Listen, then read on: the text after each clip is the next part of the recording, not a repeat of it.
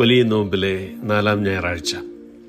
വിശുദ്ധ മത്തായി ശ്ലീഹ അറിയിച്ച സുവിശേഷം 15-ാം അധ്യായം 21 മുതൽ 28 വരെയുള്ള തിരുവചനത്തിൽ ഈശോ കാനാൻകാരിയുടെ മകളെ സുഖപ്പെടുത്തുന്നതാണ് ഇന്നത്തെ വിചിന്തന ഭാഗം.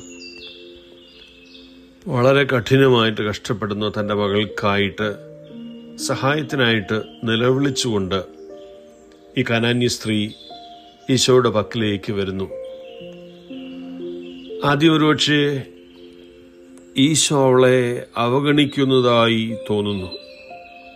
ശിഷ്യന്മാർ പോലും അവളെ പറഞ്ഞയക്കാൻ ആഗ്രഹിക്കുന്നു. എന്നിട്ടും അവൾ തൻ്റെ ഉദ്യമം ഉപേക്ഷിക്കാനായിട്ട് വിസമ്മതിക്കുകയാണ്. അവൾ വിളിച്ചപേക്ഷിച്ചുകൊണ്ടേയിരിക്കുന്നു. She keeps trusting and she keeps believing. ദൈവം എനിക്കിത് ചെയ്തു തരുമെന്നുള്ള വലിയ വിശ്വാസത്തിൽ അവൾ നിലവിളിച്ചുകൊണ്ടേയിരിക്കുകയാണ്. ഒടുവിൽ മക്കളുടെ അപ്പം നായ്ക്കൾക്കിട്ട് കൊടുക്കരുത് എന്ന് ഈശോ അവളോട് പറയുമ്പോൾ അവൾ ശ്രദ്ധേയമായ വിനയത്തോടും വിശ്വാസത്തോടും കൂടി പ്രതികരിക്കുകയാണ്. നായ്ക്കൾ പോലും യജമാനന്മാരുടെ മേശയിൽ നിന്ന് വീഴുന്ന അപ്പക്കഷ്ണങ്ങൾ തിന്നുന്നുണ്ടല്ലോ. അവൾ വാദിക്കുന്നില്ല, എന്നാൽ നിരാശപ്പെട്ട് മടങ്ങിപ്പോകുന്നുമില്ല. എന്നാലോ ക്രിസ്തുവിൻ്റെ കരുണയിൽ മാത്രം അവൾ ആശ്രയിക്കുകയാണ്. ഈശോ ഇവിടെ അവളുടെ വിശ്വാസത്തെ പ്രശംസിച്ചുകൊണ്ട് അരുളി ചെയ്തു, സ്ത്രീയെ, നിന്റെ വിശ്വാസം വലുതാണ്, നീ ആഗ്രഹിക്കുന്നത് പോലെ നിനക്ക് ഭവിക്കട്ടെ.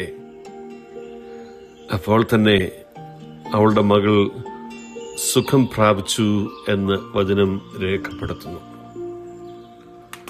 പ്രാർത്ഥനയെക്കുറിച്ചും വിശ്വാസത്തെക്കുറിച്ചും വളരെ പ്രധാനപ്പെട്ട സന്ദേശം ഈ സുവിശേഷം നമ്മെ പഠിപ്പിക്കുന്നു.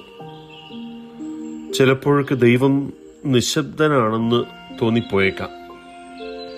നമ്മൾ നിരന്തരം പ്രാർത്ഥിക്കുന്നു, പക്ഷേ പലപ്പോഴും ഉത്തരം ലഭിക്കുന്നില്ല.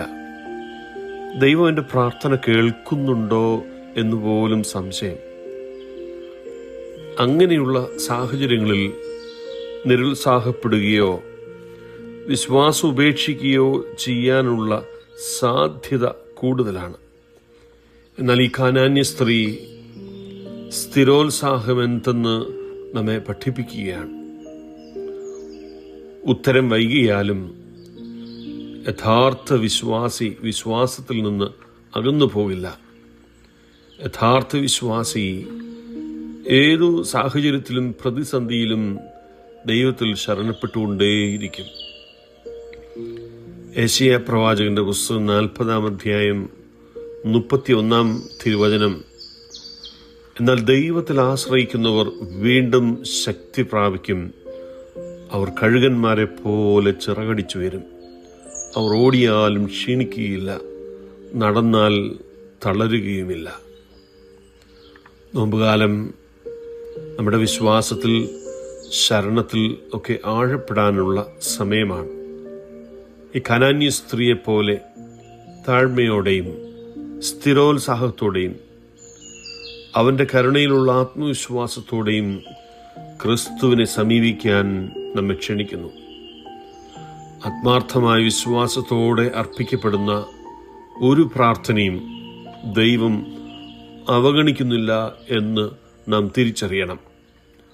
ഉത്തരം വൈകിയെന്ന് തോന്നുമ്പോഴും നമുക്കിതുവരെയും കാണാൻ കഴിയാത്ത വിധത്തിൽ കർത്താവ് നമ്മുടെ ജീവിതത്തിൽ പ്രവർത്തിക്കുന്നുണ്ട് എന്ന് നാം തിരിച്ചറിയണം. വിശ്വാസം എളിമയുമായി സംയോജിക്കപ്പെടുമ്പോൾ അത് ക്രിസ്തുവിൻ്റെ ഹൃദയത്തെ സ്പർശിക്കുന്നുവെന്ന് ഈ കാനാന്യ സ്ത്രീ നമ്മെ ഓർമ്മിപ്പിക്കുന്നു. നാം അവനിൽ പൂർണ്ണമായും ശരണപ്പെടുമ്പോൾ നമ്മുടെ ജീവിതത്തിലെ ഏറ്റവും പ്രയാസമേറിയ സാഹചര്യങ്ങളെ പോലും ദൈവകൃപയാൽ രൂപാന്തരപ്പെടുത്താനായിട്ട് കഴിയും. ദൈവം നമ്മെ അനുഗ്രഹിക്കട്ടെ.